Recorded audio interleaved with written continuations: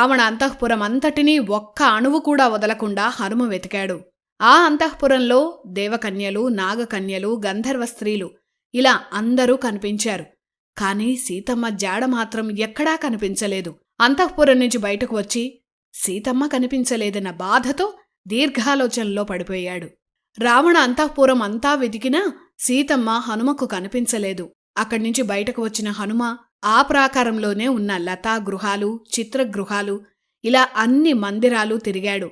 ఎక్కడా సీతమ్మ కనిపించలేదు. లంక అంతా వెదిగినా సీతమ్మ కనబడలేదంటే ఆమె మరణించిందేమో అన్న అనుమానంతో హనుమ చాలా దుఃఖించాడు.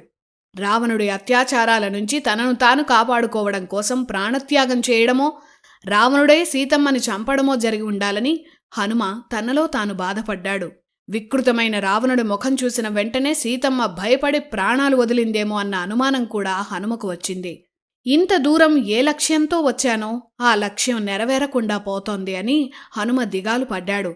సీతమ్మను చూసి వస్తానని మాటిచ్చిన శ్రీరామ సుగ్రీవులకు సమాధానం ఎలా చెప్పాలి అని ఆలోచనలో పడ్డాడు.